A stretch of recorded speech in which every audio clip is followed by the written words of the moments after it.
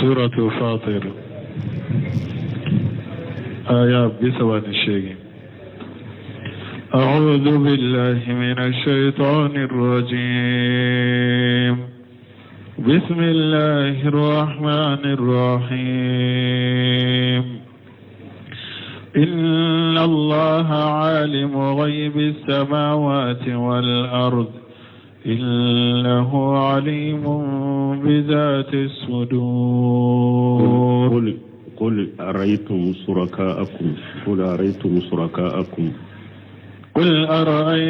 شركاءكم الذين تدعون من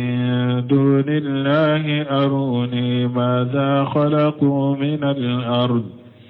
أم لهم شرك في السماوات أم آتيناهم كتابا فهم على بينة منه بل إن يعد الظالمون بعضهم بعضا إلا غرورا. إن الله يمسك السماوات والأرض أن تزولا ولئن زالتا إن أمسكهما من أحد من بعده إنه كان حليما غفورا. بسم الله الرحمن الرحيم. والصلاة والسلام على نبينا محمد وعلى آله وأصحابه وسلم تسليما كثيرا. سبحانك لا علم لنا إلا ما علمتنا إنك أنت العليم الحكيم. أستغفر الله الذي لا إله إلا هو الحي القيوم وأتوب إليه. اللهم انفعنا بما علمتنا وعلمنا ما ينفعنا وزدنا علما. biye karisuye hijriya bakele ani kemenani ani binani ani wolonfula saharu safaru ninye hijira sankalo fulana bisuinye mugani sabanai miladi nasaraw ka jate ba fulani mugani duru sankalo shegina bisuinye otani sabanai bisuinye otani wolonfulanai mbe dawda bu masjid ar-rajwa mbokono. أعوذ بالله من الشيطان الرجيم.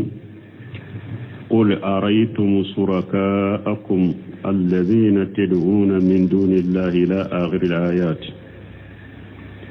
على مسمى كرتا لندو أقوى كتشيدما أفو مشركوية أيون كباريا أكابتو في منو نا يوفر ألكا نا باكي كوولي نا باكي كوباتو دعاء ولمسائل ni dua wuli ibada. Dua wuli masala munye ukabolu nukabato fimu nubu wale garjage tenna garjage donna bana benna mfurake dentembolo dendima ninye dua wuli masaila. Dua wuli ibada nube kantigeli minke uye ani dafale ani nube dama kasinuye ani nube sujudu kuye ayun tibariya aw kabato fe munu fulenu na yu wala kafara alaka kubato kafara alaka aruni ma ja qalaqu min al-ard ayayirina uye mun daddu koloka uye baji dawa uye kulu dawa uye iru dawa uye hadamaden dawa uye bagan dawa hayawanati kungo kone fimu alhayawanu yu dawa jammadati ninte fimu nuna yala uyu dadu kolo kawa ukaddam fembeni min taye bolide kabila nima fendo sawrala min taye monima dode ni babato aw kabbato fennunu abe munu wole uyem mun daddugo koloka aya irannake na yasuru ye fenda dugo ko ka mimbe se kayira k'a fɔ k'a yira ko u ni bato ka kan a y'o yira n na kɛlɛ o tɛ ye amu lahumu shiriku fi samawati yala jɛn b'u bolo sankaba 7 na wa jɛn b'u bolo sankaba 7 na wa minnu ala jɛnnen b'a la wa o bɛ wa o fana tɛ bato fɛn si de tɛ dugukolo kan n'a bɛ bato ka fara ala kan ko o ni ala jɛn do sankaba in ma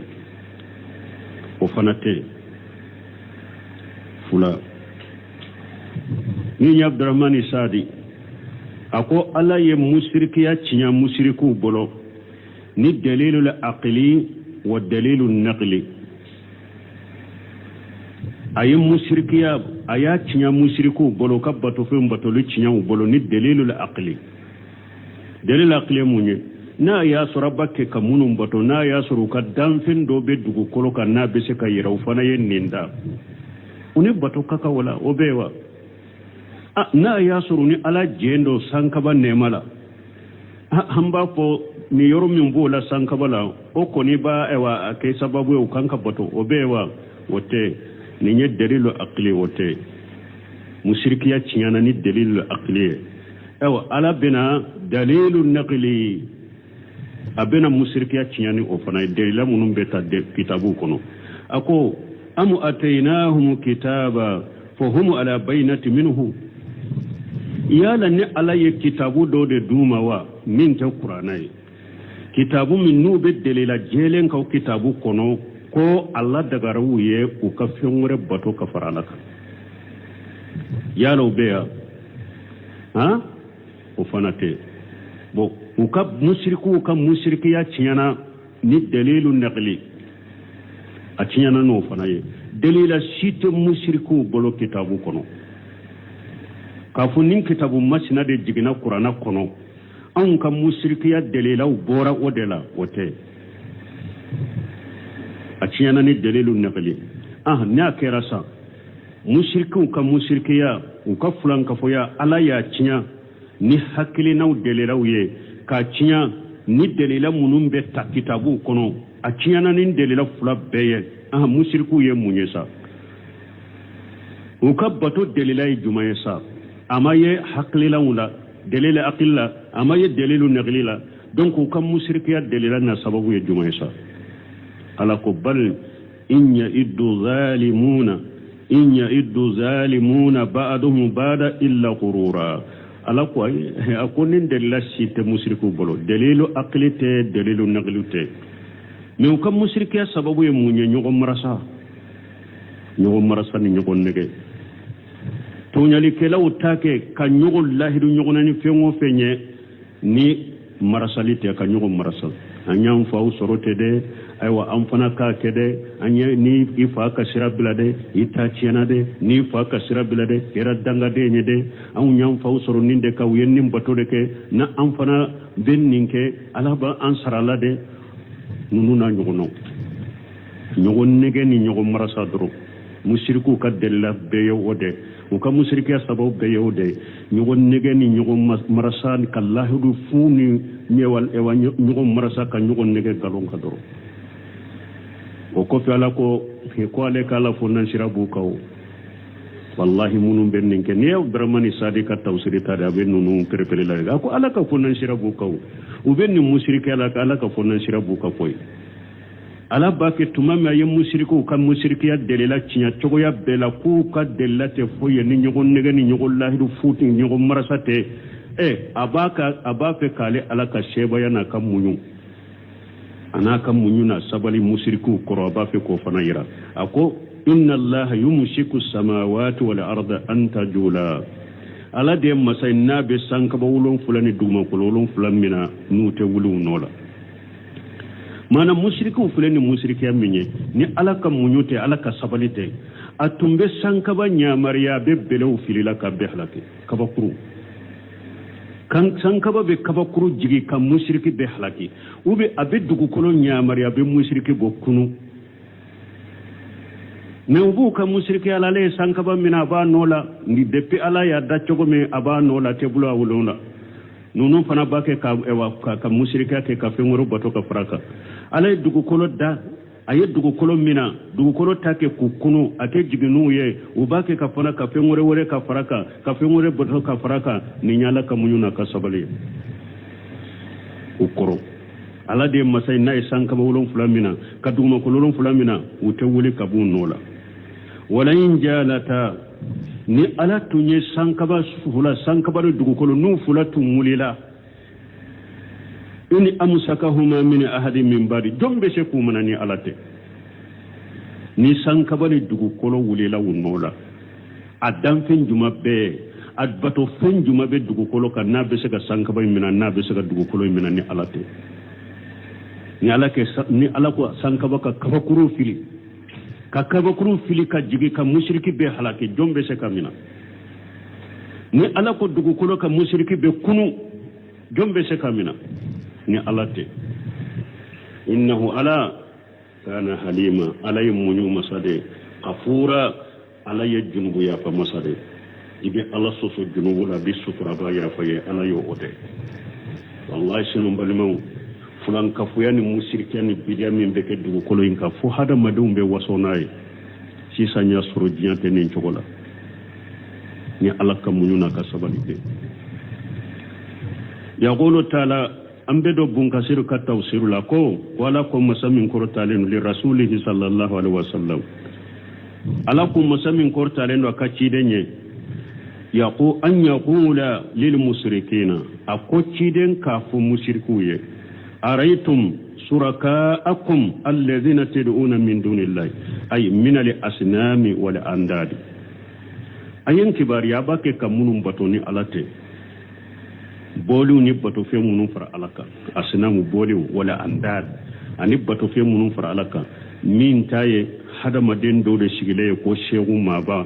min taye kaburu tigi de yawa min taye tungu do de yawa min taye iri do de abake kamunum batu ka faraka aruni ma ja qalaqu min al-ard am lahum shirku fi samawati ay laysa lahum shay'un min zalika aya yirina min daddu ko aya yirina waliju amma waliju anna karide waliju be me jondo ala inna awliya Allah la khawfu alayhim wa lahum yahzanuna alladhina amanu wa kanu yattaqun mu'mini alanya sirnya bagade waliju mu'mini alanya sirnya baga ode waliju awa otigi otiso har mogo ka bonya katene har mogo katanu mu'mini alanya sirnya bagate so tanunima ale ba fe bara yere ale de ka barake mogo ye ka majigi mogo ye alanya sirnya baga me munum be wole ji ya galomba ke kadamununa nu be shigi ka hadamaden beke komi ka barake de ka ke kari janna kile modo fe ko be wulu ka jiba kono be mogo la do ari janna ko wuye munda dugu koloka ni fembu bolo dugu kolo fenjuman be nin dugu koloka ko ni maba ude ube nin shewu ube nin waliju ube nin kaburu tigi ube nin muni mani mbole ale de ni femma sina da dugu koloka bemi munu be batuka far alaka min taye ewa iri mugoniye min taye ewa boli jolenye min taye tunguye min taye hada madendo de niya far alaka min taye kaburu tigi de aye munda dugu koloka ate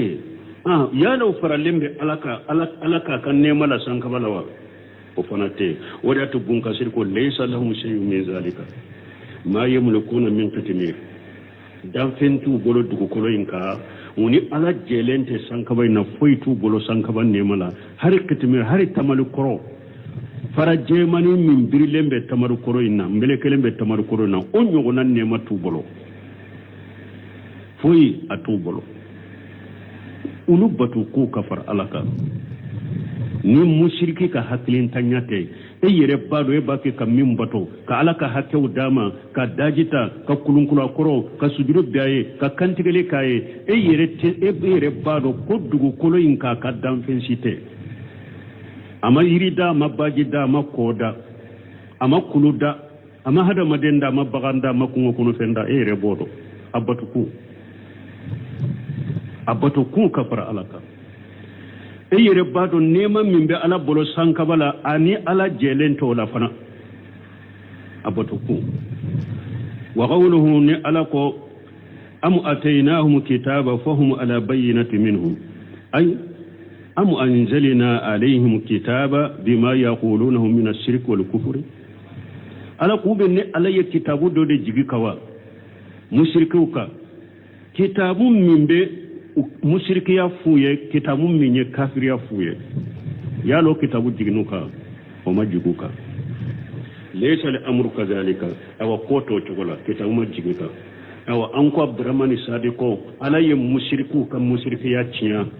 ni fen sabay dalilu aqli wa dalilu naqli ayun kam mushrikiya tiya ni hakilina dalilawiye ko kam mushrikiya tiya ni naqliye kitabu dalilawiye sabana kera munye ako dalila sutu bolo ni nyogon trompe ni nyogon nega ni nyogon marasate akana fa kuro siraw bila akana kam go fulo siraw bila min dronde do hakilina dalilate akitabu dalilate ama jiguka wala to bunka siruka konni shite bal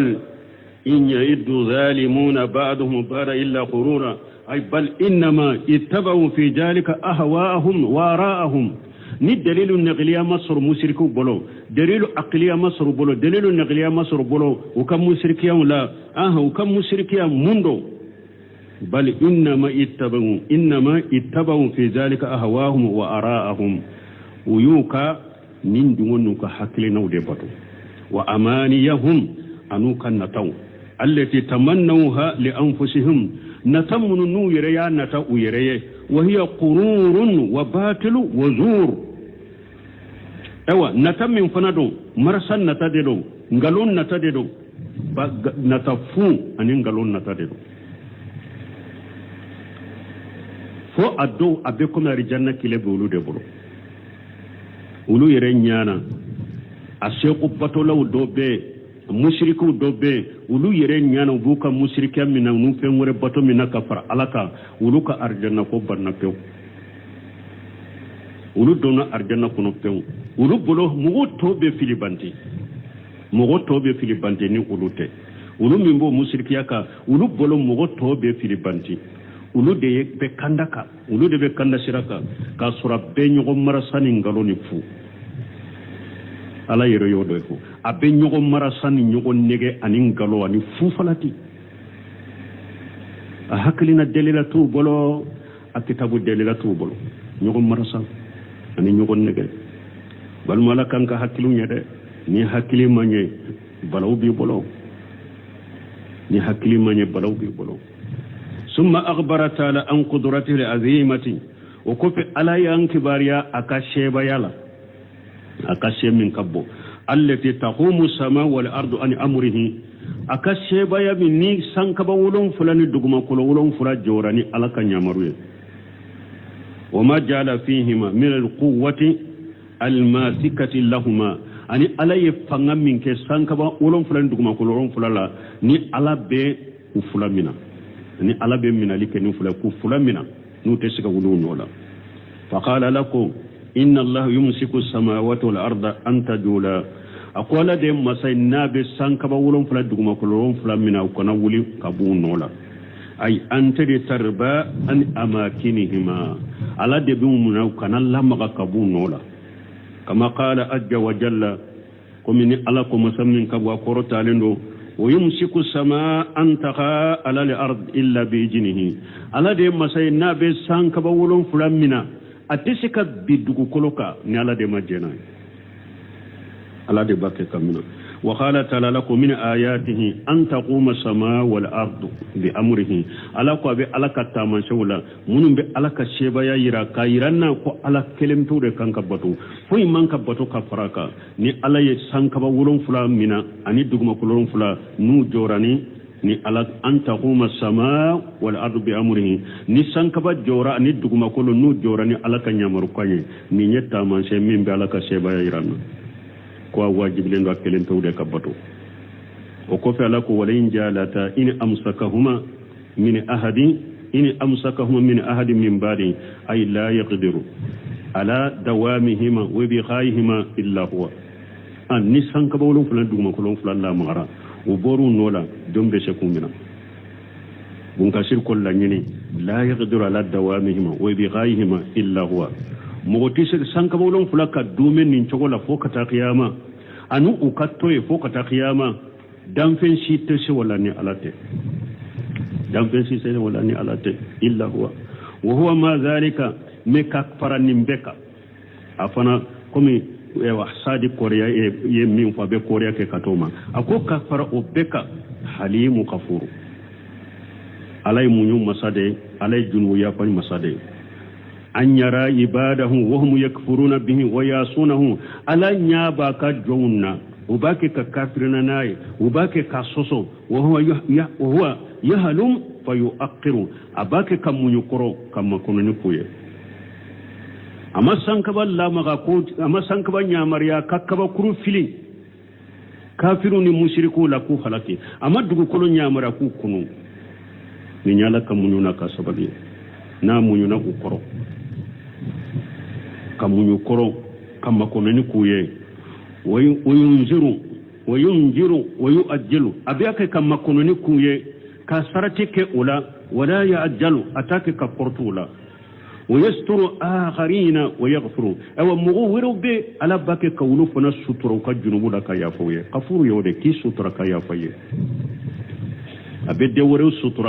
أبي يا فوي ولهذا قال تعالى نند كوسو ألاكو إنه كان حليما غفورا علي مجم مسدي علي مغو ستر بغد جنوب نابا يافا وغير أخبر الله تعالى عز وجل في كتاب العزيز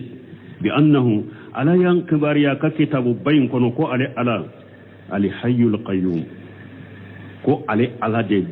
نيانما يلندو برا اتسا القيوم كو على دي بي جوني دانفم بي لا تاغوجه سنة كو جنغوتي علي منا ولا نوم سنغوتا منا له ما في السماوات وما في الارض فين وفين بي سانكبا ولون فلا لا ريتارو فين وفين بي دوما كولون فلا لا ريتارو baruma wodiyato shaykhul islam ibn taymiya na akumana ako man tadabbara ahwal al-alam akuni mugon minye ewa hada madon nuyu kala hala niye diya yire ibn taymiya nya ka kuma dota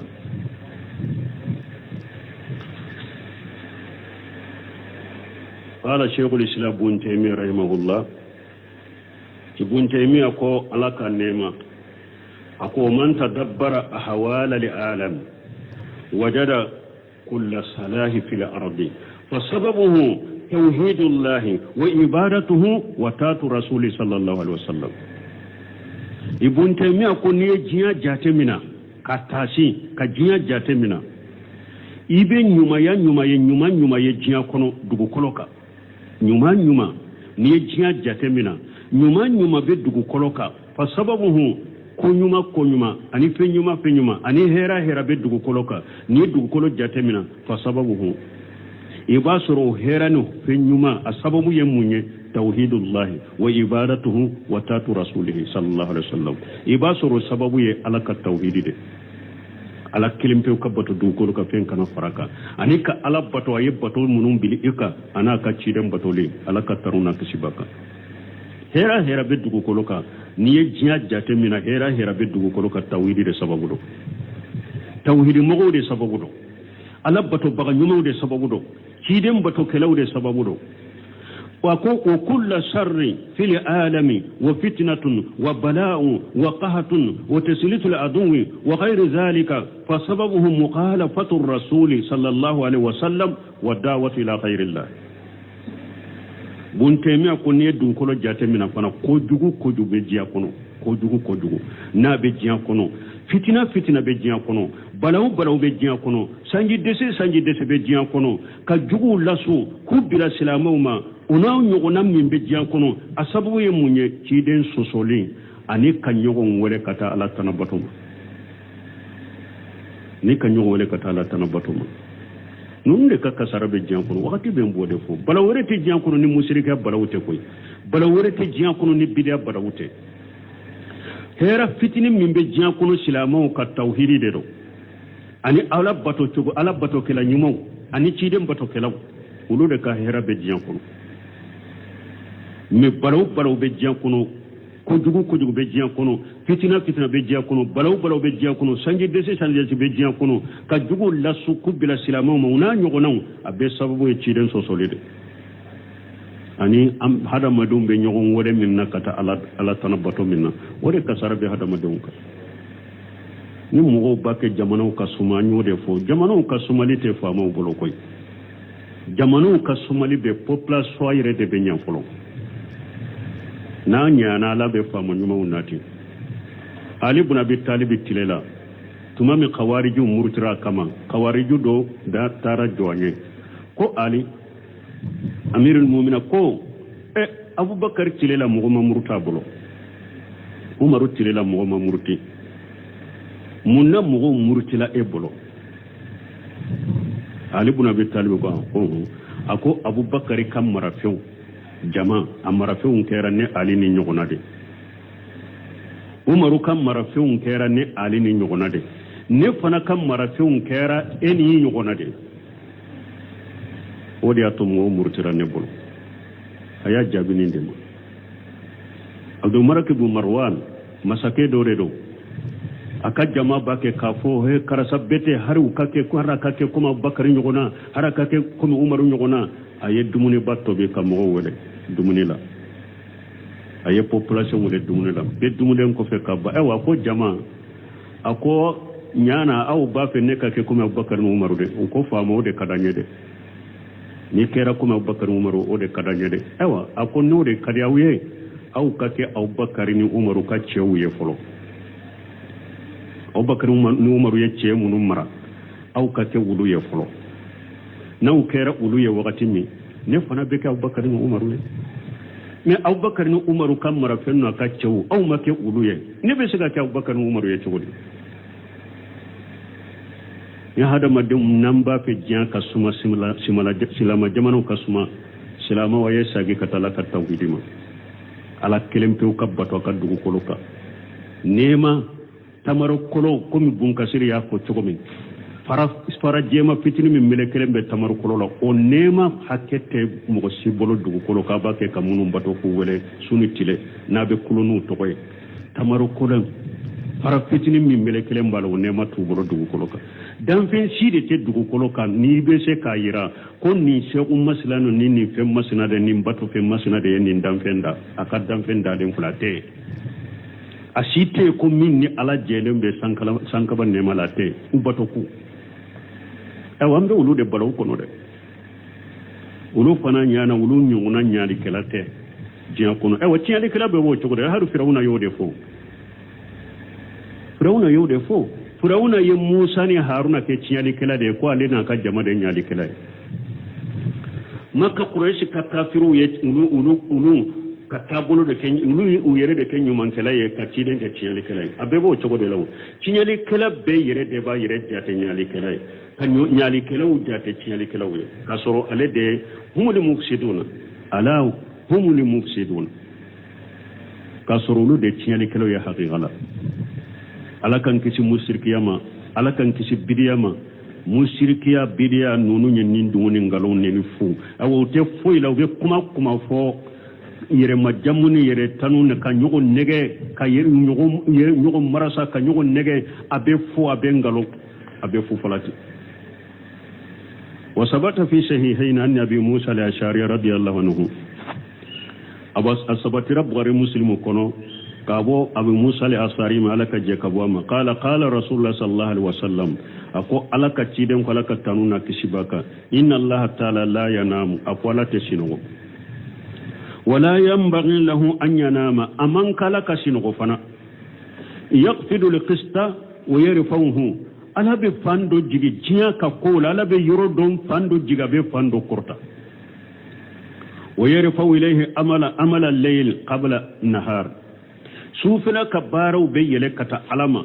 tilefra kabara unye wa amala an-nahar qabla al-layl tilefra fana kabara be yele kata alama sufila kabara unye hijabuhu nur alaka hijabun noro dedo awi naru ube tasma law kasafahu ni alatunya akan noro imbo ka doira jiala la harakati subuhatu wajhi ma intaha ilayhi basaruhu min khalqihi alaka nyedan kan noro nu sera feddan fe ma itumbe jani ni alatunya hijabu bo akan noro la akan nyedan noro nu sera danfe ma atumbe jani واني وائل قال جاء الرجل الى عبد الله بن مسعود رضي الله عنه قال سمعنا وائل ما كو كيدو نانا عبد الله بن مسعود ما دك جه كبوما فقال من اين جيت قال من الشام اكو ابورامي اكو مبورا سامي اقول قال كون من لقيت اكو ني جوني بناي ني جوني نيكون كومبي نيغوناي قال laqaytu kaba akonni kabu benna ni kabu ye nyugon so nyo ye nyugon kumbe nyogonya qala ma haddasaka ako kabu ye mu fuye na ye nyogonya ye mu baro fuye qala haddasani anna samawati taduru ala mankabi malak ako kabu ya fonye ko sanka ba wulon fula ku ba ke kamunu malika do de kamanka قال أفصدقته أو كذبته ابن مسعود كو يا لا يا تشيا تيغا دو بي يا غالون تيغا قال ما صدقته ولا كذبته اكون ما تشيا تيغا نما غالون تيغا قال عبد الله بن مسعود كو لو وجدت انك افتديت من رحلتك اليه براحلتك ورحلك كذبك اكون يا كانوا اي تاما منك كتكابو مده otama yiki yere kumbaboni yi otama yere ni ka yere nan ka fenni ka kirige nyakanu yiki yere kumbabo iye tama minke kata kabu ma yiki yere kumbabo naye ni ka yere nan ka fenna ka kirige yo kausa ikatai kabu yengalonfo inna allaha ta'ala yaqulu ako allakum masamin koro talendo ako inna allaha yumsiku samawati wal arda an tajula ako alako ala de be sanka ba wulun fulan duguma ko lolon fulan mina ko na wuli unoda ulute malika kamaka ako ala de ko ala de be sanka ba wulun fulan duguma ko lolon fulan mina ko na wuli unoda wala in jalata ni sanka ba wulun fulan duguma ko lolon fulan nu wuli la kabu nola in amsakahuma min ahadin min badi dumbe ce ku mina ni alate awasanka ba mina bagate malikawi amina bagay ala di abdullah ibn mas'ud yenni fu وأقسموا بالله جهد أيمانهم لئن جاءهم نذير ليكونن أهدى من إحدى الأمم فلما جاءهم نذير ما زادهم إلا نفورا استكبارا في الأرض ومكر السيء ولا يحيق المكر السيء إلا بأهله فهل ينظرون إلا سنة الأولين فلن تجد لسنة الله تبديلا ولن تجد لسنة الله تحويلا واقسموا بالله جهد أيمانهم ألكم مشركوا قليلا وكاللين كالجلياني قليلون نلاهر جلون يفنا كاللون جلياو يركا نلاهر جلون من مكة مشركون مكة كافرون لئن جاءهم النذير ليكونن أحدا من إحدى الأمم وكالنا كاللاهر جلون تا ويركا منكما ko wallahi ni ala ye kitabu do di uluma kulu be kanda kateme jama kulu fulaim be kamana yahuda ni nasara kulu be kanda kateme yahuda ni nasara ka ko kitabu dira yahuda ni nasara ma chogo mede ko ni ala tunye kitabu jigi wulu arabu ka kulu tumbe kanda kateme yahuda ni nasara ka o yasoro qur'ana ma jigi falamma ja'ahumun nadhiru ma jadamu illa nufura metumami bagali kala nanuma min ye cidenye ni qur'ana diruma abdurrahman sadiko ka to ka chogo folo kafiriya chogo folo yere lotede dore par la kafiriya ka wulu ko de tumbe kafiriya mina wulu ko de ko ni kitabu do tundira wulu ma tumbe kanda kateme yahudari nasaraka kitabu diluma ori kanka to haranka choko korola wotede do de faralaka wodi atwala ko falamma jaahu nadhiru ma jaadahu illa nufura tumame bagabali kalaina nu mu jidi foye ni bolini kaka boli kabo alama ayedo de faroka kafiriya istikbara fil ardi ewa yere bonya dugu koloka fana ha yere bonya dugu koloka o makara sayi uyake munye tumami qur'ana jiginini ciden cilu ma yeddo faruka kafiriyaka umato kafira indoro fana made iya ake yere bonya de dugu koloka nuba ke ku yere bonya dugu koloka ani nube fere jugu tigela dabali jugu tigeni fere jugu tige kata dinama kata dina tiguma uyake ode ewa ala fana ko wala yahiqul makaru shay'in illa bi ahlihi moshiman kani fere juguni dabali juguye kabbi aka dabali juguni bini manka moshika na tigi yerete ko kolon jugu kayri be kara yerede la o tale wala ko dabali jugu tige baga amman ka kabbi moshika ni yerete ika dabali jugu be bi yerede ka ika jamfan be bi yerede ka ibe yere be bi ka jamfan kono fa hal yanzuruna illa sunnatal awwalina aw ala kunin kafiru be mun kono wote foy kono ni alaka la date mana alaka la dai minye cide ngalon tigalela ni mo minye cide ngalon tigal nabi halaki wote foy kono ni wote falan tazira li sunnati llahi tabdila aw ite yele mabaga fale bagate alaka tashira la de walan tazira li sunnati llahi tahwila aw yele mali bagate alaka shirala faleli yede kala ka sira fale femure yele mali yede ala ka sira janga kata min kanka jige ka yele maka boka kata bila yoro wote yuqdiru ta'ala bun kasiru ko ala banki bariya an quraish wal arabi ala banki bariya ka bo quraish gan kaw mani arabu annahum aqsamu billahi jahada aymanihum ko ukalina ka kalile dambela qabla irsal ar-rasul ilayhi musani ala ka ciden chuma lain jaahum an-najiru la yakununna ahada min ihdal umami koni bagabali kelana na uluma ni alaye ciden ci uluma kulu be kanda kateme jamakulu tobeka jamakulu munun temena kulu be kanda kateme u dola kelenka ay min jamil umam alladhina ursila ilayhim urusulu ko ulube kanda ko jamakulu jamako manto ni cide unde cire auma ko ulube kanda katema beka arabu uyenninde fo quraish kan ka arabu uyenninde fo sani ciden ka chuma ukalnan nin kade ka kalilin giriya uyere kanillahi du kawne kom manton munun temena ni ciden cira uma bo ko ni ciden ko ni cira uluma ko min manton yogona kulu be kanda katime jiyan ka mo be man ciden cira mo ma kulu be kanda katima beka qala hudhaku wa ghayruhu dahaku ana tanawulu yenninde fo ka qawli ta'ala kunnin be kumi alaka kuma masamin korota lendo an taqulu inna ma unzila alkitabu ala taifatayn min qabla kunnin kuma be kumi nin makka kafiru ko ala ko alaye qur'ana jigi makka kafiru kade pour u kanafo lagaru kana ujura soro kafo kitabu jigina jama kulu fulam min temena awnye kitabu jigina ulude ka kitabu maddamana jige awnka wayin kunna an dirasatihim laqafilina aw an fana tunte uluka kalando ne alaye qur'ana jigi makka kafiru ka wujurati ge kabu bolo kanata nim kuma follagara in kafo ni ala ni yaye aw makanda eye kitabu jigi jama kulu munun temena awnye yahudani nasara ye kitabu jigi ulude ka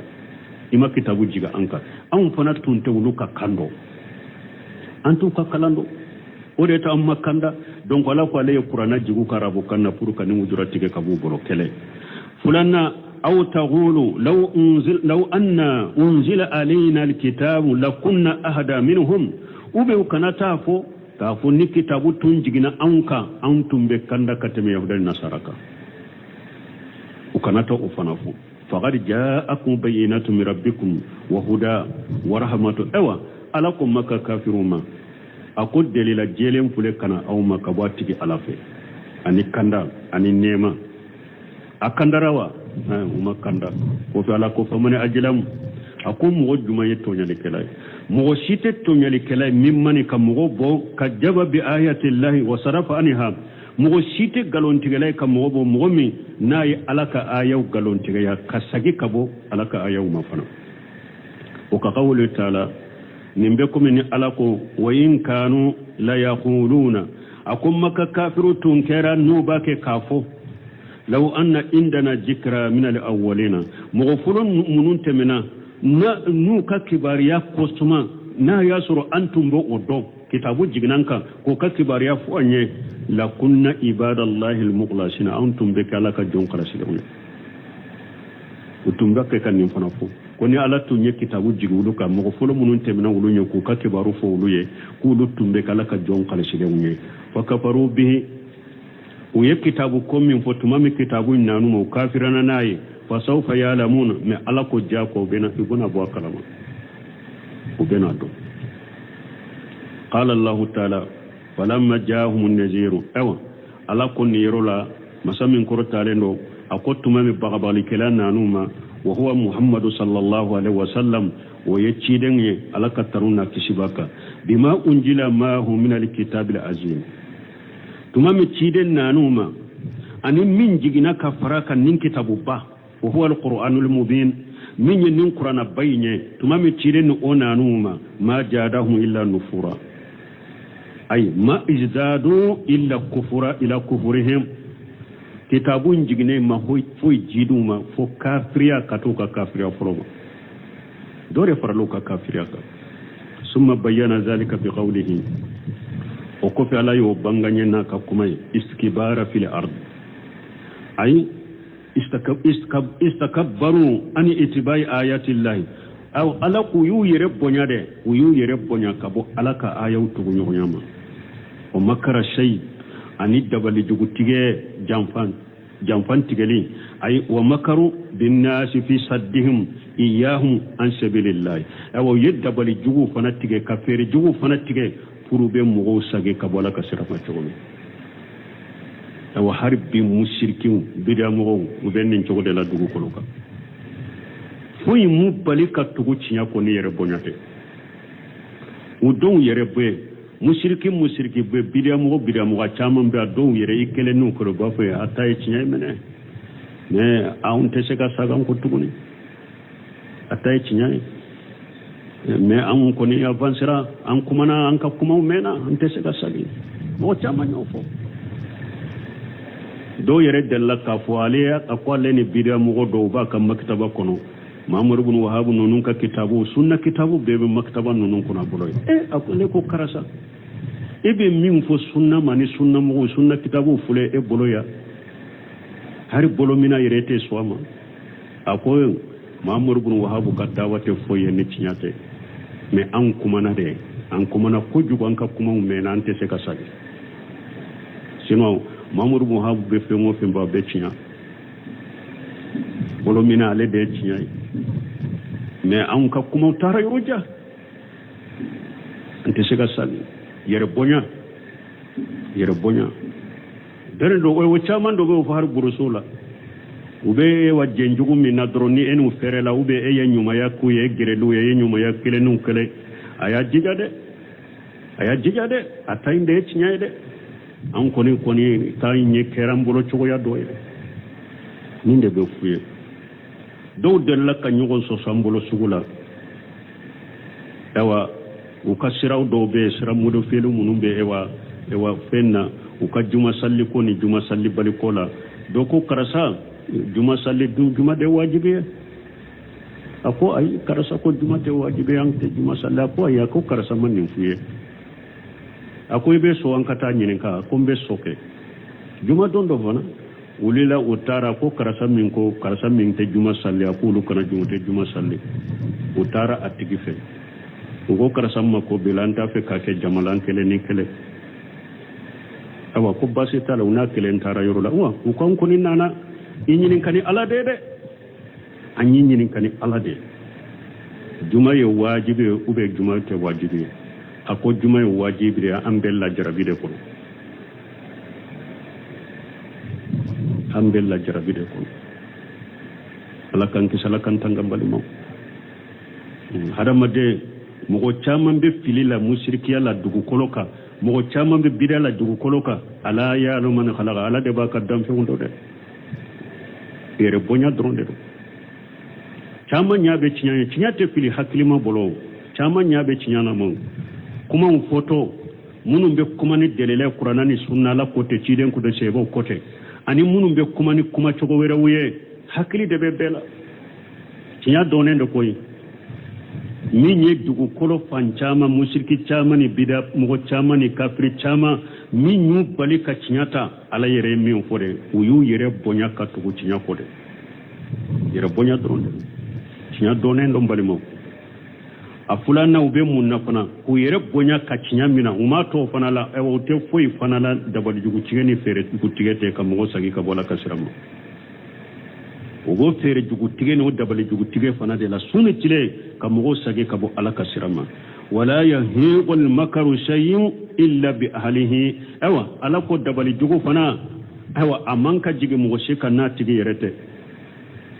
ay wa ma ya'udu wa balu zalika illa alayhim anfusihum duna khayrihim awa ala ko dabali jugu ni fere jugu tigeli kata silamiya ma ciyama ni ciya tigun ala ko ka dabali jugu ni ka fere jugu ate sagi kata mogo sima ni yerete mogo werete ate sagi kata mogo were ma de I ka fere jugu ni ka dabali jugu a bebe sagi kati yerede mai wa qala muhammad ibn kabi al-qurazi muhammad ibn kabi al-qurazi ko salas man falahunna lam yanzu hatta yanzila bihi ako hadamade ako ko sababe ako mugo bo ko sabake ako ite kisha abada depuis diyan kono ko saba imbe jigika ana chogo dobe uba ko salasu man kunna fihi kunna alayhi ko sababe ni mugo bo kono o ko saba imbe yelemi kare ube bi kare o fole munye makr wa baqi wa naqsi ni fen saba dabal jugutige ni mogoye ani tonyale bagu mogoma ani e wallahi du gurja mogote ninke mogolale ni bebe bi ka depuis dian kono lagara ko ni folo mogo be fere tige de la kata hada mademma depuis dian kono be fere jugutige min na kata tigima abe bi ka depuis dian kono abe bi yere ka folo tele fulanna mogo be tonyale de la ka to hada maden tonya ka bagu mogoma de ika tonyali anyewa ajanga kata ana balawu atella gara kono depuis dian kono dobe jigika mogo be e wajjan fantani lahiru gurjala ibe lahiru gurja e bake ka ki yere dela imamu yenni fo ya beddere la bo qur'ana kono ako watasidiquha fi kitabillahi ta'ala akon nin kuma nunu fanya tinya tigiya abe alaka kitabu kono de fole munye wala yahiqul makaru shay'un illa bi ahlihi alako dabali jugu manka sage kata mugo shima na tigi yerete mo be dabali jugu tigela ni ala yi sutura ima lebo ama bika abilade to be ka bwala jonna de me kito ala wa dondola be bika depuis dian kono ibaye ni nya fulanna inma baghiyukum ala anfusikum ewa ala ko hadama do suratu yunus kono akwa be tonyali la abake ka tonyali nka u yere de la de ibe tonyali abati yere de la tonyali kela depuis dian kono aka tonyali kolo na janga kada be jigaka fonni tuura ka bola jonna de mais ni ma tubi ka bola jonna depuis dian kono ibe tonyali minna a kolo anyama abalawu abe bika depuis dian kono ya tibaye sabana faman nakasa fa inma yanqusu ala nafsihi lahiru gurja alakum mugo yallahi gurja ya gurji yere kay mugo billahi gurja bambalila ibake ka gurja yere de ka parce que lahiru gurja junubuna balawu ate bi mugo re kaw abe bi yere de kay alakan salakan tanga wa qawlu ajja wa jalla فهل ينظرون إلا سنة الأولين يعني عقوبة الله لهم على تكذيبهم ورسله ومخالفتهم أمره أو ألقوا نونم بمنكم munum be kacide ngalon tere o musirke la be kafira la aku take ka foy kono ni alaka ladate alaka sira minye janga katali woye alaka janga katali munu ye ciidew ngalontigeya ka ciidew ka ñamar kaw munu ye ciidew ngalontigeya kala ka ñamar kaw soso ute foyi kono ni alaka janga katalite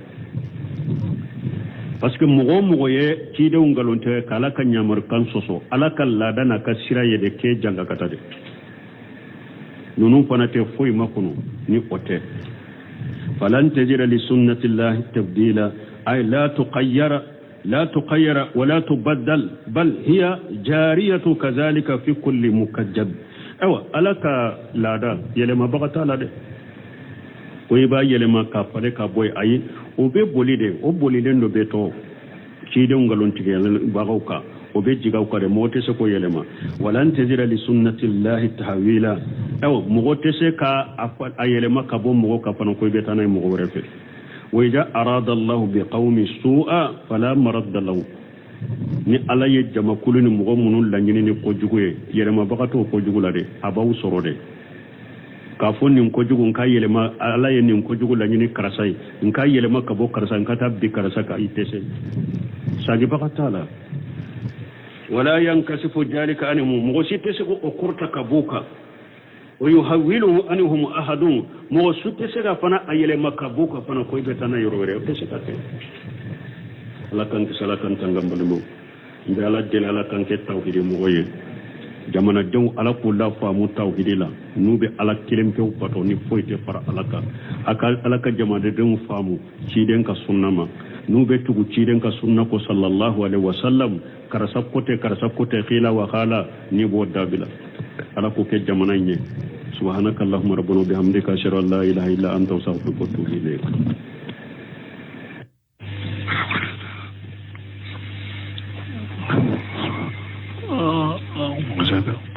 سورة فاطر آيات بثوان الشيء أعوذ بالله من الشيطان الرجيم بسم الله الرحمن الرحيم إن الله عالم غيب السماوات والأرض إنه عليم بذات الصدور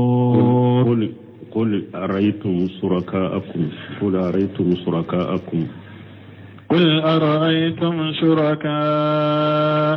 الذين تدعون من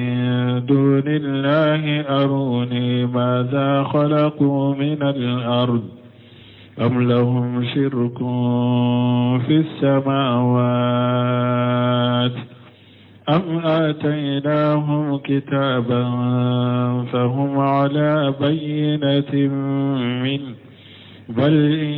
يعد الظالمون بعضهم بعضا إلا غرورا